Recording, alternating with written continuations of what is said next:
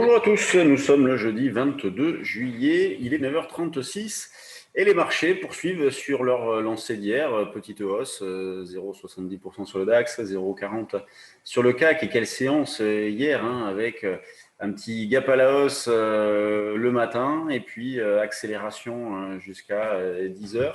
Retracement, ce qui nous a permis d'acheter, donc celui-là il a fait du bien puisqu'on a acheté à 6403,5 précisément. Ce qui nous a permis de profiter du rebond derrière. Alors évidemment, on n'a pas laissé porter jusqu'au soir, mais déjà on a pu réaliser une quarantaine de points suite à cet achat-là. Incroyable, ces mouvements. On a beau l'écrire, on a beau le dire, on a beau s'y attendre, on reste toujours surpris par la violence des mouvements, avec toujours les mêmes ingrédients, un contexte de fond qui est quand même pas terrible d'un point de vue sanitaire, une situation économique, bon, ça patine un petit peu. D'ailleurs, cet après-midi, on aura la réunion de la Banque Centrale Européenne et des marchés qui évoluent au gré des espoirs, des doutes. Et donc là, on est en phase un peu d'euphorie avec, nous, en ce qui concerne la stratégie, la validation parfaite de ce que l'on dit depuis pas mal de temps déjà, à savoir ces marchés ne sont pas vulnérables. Et depuis le 8 juillet, on en travaille un pied neutre. On était haussier ces derniers mois. Et depuis le 8 juillet, ce qu'on a considéré comme un avertissement, on joue un pied neutre avec une évolution probable, pour l'instant parfaitement validée, entre des bornes assez larges, entre 6550 et 6250. Donc des bornes de 300 points. C'est sûr que c'est large, mais c'est ce qui est réalisé pour l'instant. On a buté dans la zone des 6550 il y a quelques jours. On est allé chercher le point bas de la zone. Donc, on balaye la zone d'une manière très rapide. Là, on se rapproche plutôt de la zone de la borne haute, de cette zone-là. On travaille les deux sens, aussi bien l'achat que la vente. Moi, ce matin, ce que j'avais proposé à nos abonnés, c'était une vente vers 23. Bon, on n'y est pas allé.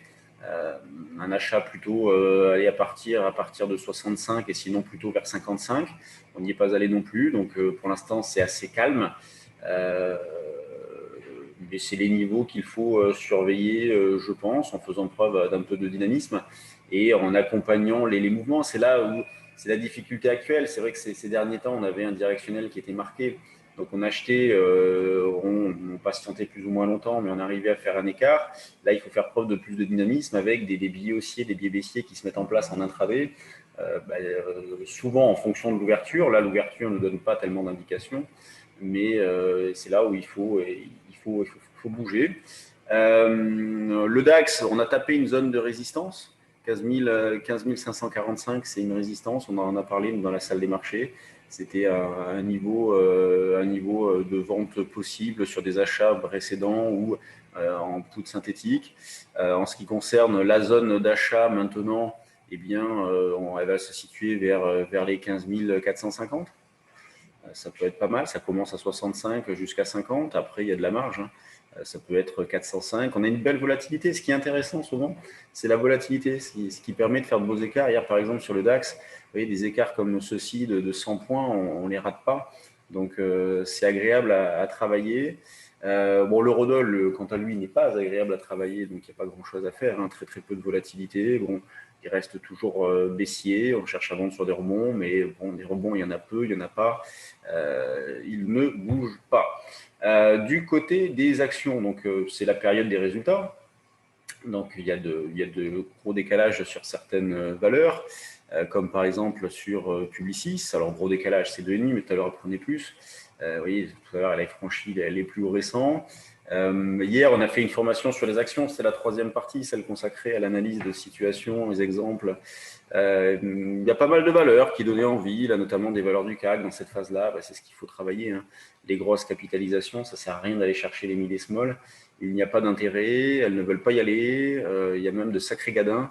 Donc, il faut justement, lorsqu'il y a des replis de marché, comme nous avons eu cette semaine, essayer d'acheter des grosses capitalisations du CAC. Publicis, elle a pu retracer, en tout cas, elle est repartie très vite. Ensuite, on a Schneider qui accumule point haut, Téléperformance qui accumule point haut aussi. Donc, c'est sûr que c'est pas évident à acheter ces valeurs-là. peut-être essayer d'aller chercher des valeurs un petit peu en retard. Et vous avez l'automobile qui est un peu en retard sur des niveaux de rebond possibles. Vous avez les bancaires aussi. Je ne suis pas un grand fan des bancaires, surtout vu la période. Mais pourquoi pas, oui, c'est des idées.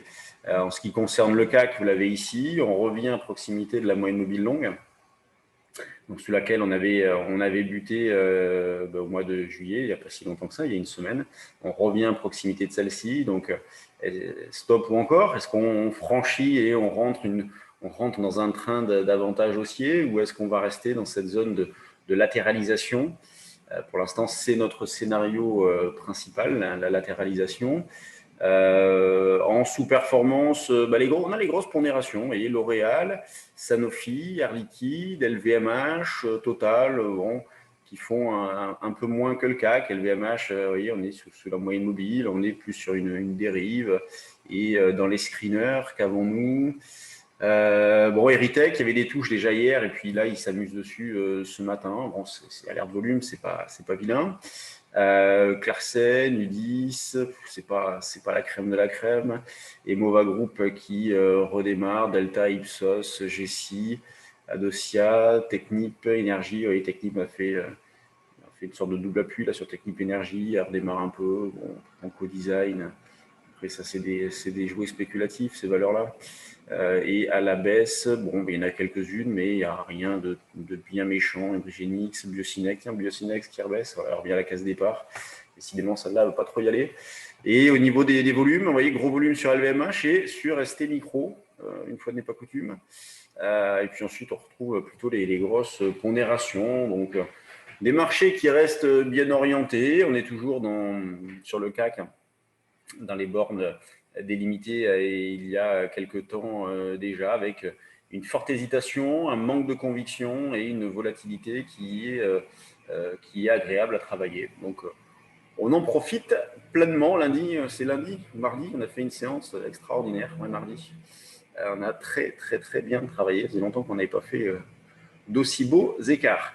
Bon, je vous laisse. On se retrouve demain pour notre live de la semaine. Préparez vos questions.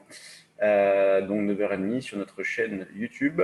Ça sera l'avant-dernier de la saison, puisque le dernier sera la semaine prochaine. Et ensuite, on ferme les différents services. Les bureaux restent ouverts, mais on ferme les différents services pour tout le mois d'août.